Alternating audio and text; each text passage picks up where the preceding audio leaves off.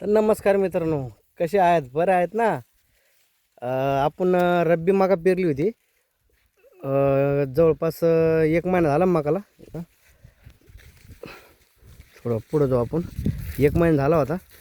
आपण पावसाळी मका पेरली होती, चांगला उतार आला होता आपल्याला. त्यासाठी आपण आता रब्बी मका पेरली. आता चायनीज पद्धत म्हणते असे लोक, चायनीज पद्धतीसाठी पेरून दिलेली आपण आता.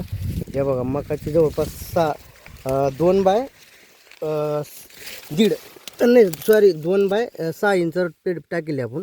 हे बघा, आणि आपण सांगितलं होतं तुम्हाला व्हिडिओमध्ये पावसाळी, कारण की आपण मकाला युरिया किंवा असं कोणतं खत वापरायचं, फक्त वन कोंबडी खत वापरतो. या बघा, तुम्हाला याच्यात कोंबडी खत पण दिसले जाईल. हे बघा, हे बघा, हे बघा, इथे तूच दिसत असेल.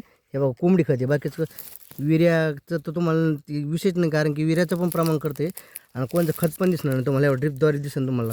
ठिबकची नळीमध्ये घेतले आणि हे केलेलं आहे बघा. सगळी जाडी सगळी सारखी दिसते. हे बघा, हे बघा, काहीच असं लहान मोठं काही नाही, ताट नाही. हे बघा, पुढं पुढं चालतो मी.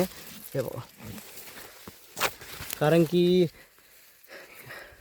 मकाला तर भाव नाही सध्या, कारण की आपण निकाचं शॉर्टच नाही. आपल्या 700-800 क्विंटल आपल्या घरीच मका लागते, घरचं कोंबडी फार्म असल्यामुळं.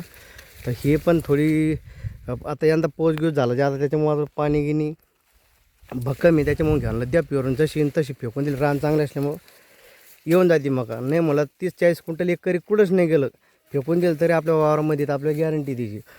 ठिबक दिलेली, साधी पैप आणून टाकून दिलेलं आहे. जेवढं आणि तेवढं आता आपल्या नशिबात तेवढं भेटत नाही आपल्याला. हा बघा, हिरगार मका आहे. हे बघा कसं मकाचं क्वालिटी कशी पहा.